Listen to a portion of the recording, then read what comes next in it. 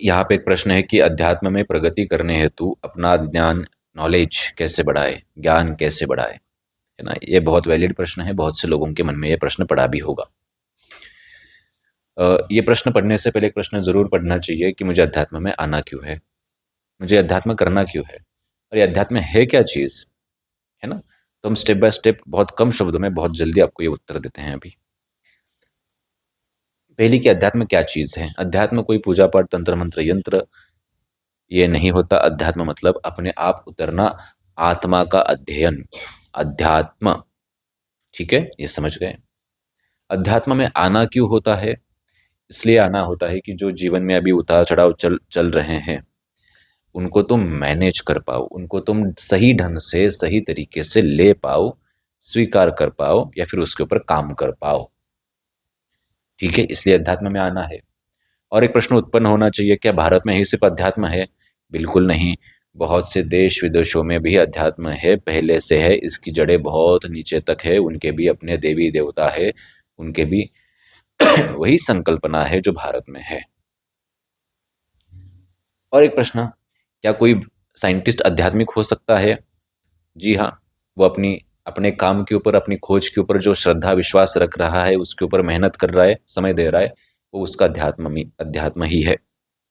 ठीक है, अब आते हैं मूल प्रश्न में कि हमें क्या करना चाहिए अध्यात्म में प्रगति करने के लिए। तो इसका सरल उत्तर है, बाबा तुम्हें अध्यात्म में प्रगति करने के लिए वो व्यक्ति चाहिए जिसने जिसने खुद अध्यात्म में प्रगति की हो, मतलब गुरु।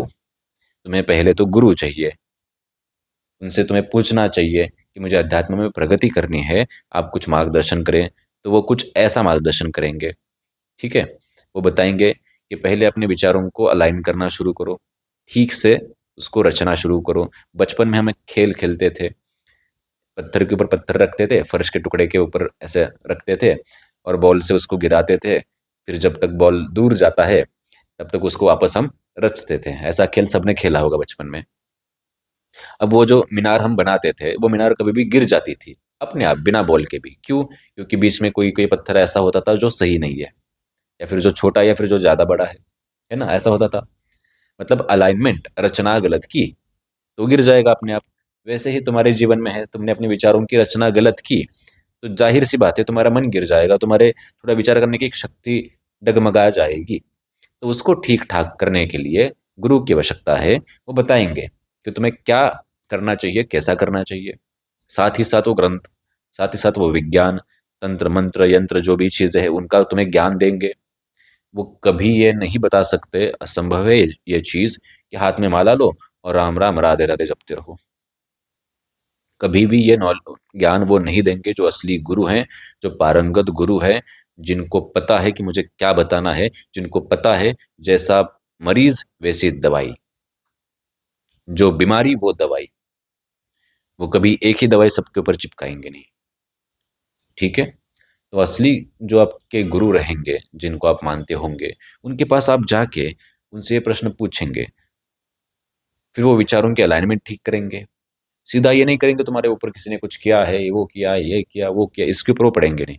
वो पहले बताएंगे कि तुम पहले सही से रहना सीखो, तुम अपने शब्दों को नियंत्रित करो, तुम अपने शरीर को नियंत्रित करो योग प्राणायाम से, तुम मन को नियंत्रित करो, कि बाबा थोड़ा खुश रहना सीखो। जैसे हमने एक बार बताया था कि बेवजह का खुश रहना सीखो, कारण नहीं होना चाहिए खुश रहने में। पता है कि जीवन में सौ समस्या है, पता है कि जीवन संकट में ही है, लेकिन खुश रहो बेवजह का। कुछ दिन ये प्रैक्टिस करो, सच में बहुत फर्क पड़ता है। तो ऐसी छोटी छोटी चीजें वो आगे बताते जाएंगे। ध्यान की विधि बताएंगे, योग की विधि बताएंगे, शरीर के साथ मन को मजबूत बनाएंगे। और तुम्हें कभी ऐसे झूठे अध्यात्म में नहीं डालेंगे कि ये सब मोह माया है, छोड़ दो। वो सीधा यही बताएंगे, कोई बाहरी चीज मोह माया नहीं, अंदर की चीज का संबंध बाहरी चीजों से क्यों होगा। आत्मा का किस्सा किसके साथ विशेष संबंध है? आत्मा का संबंध किसी के साथ नहीं है ना, तो बाहरी चीजों को क्यों दोष देना? पैसा, परिवार, ये सब, है ना, चीजें, इनको क्यों दोष दे रहे हो? इनका कोई दोष नहीं।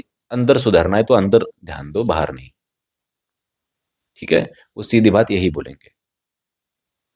तो गुरु के पास जाओ, कुछ इस तरीके से वो मार्गदर्शन करेंगे। हमने स्टेप बाय स्टेप कुछ चीजें आपको बताई, वो बहुत कम शब्द में बताया, कभी गहराई से भी इसका उत्तर हम देंगे, ये ध्यान में रखे।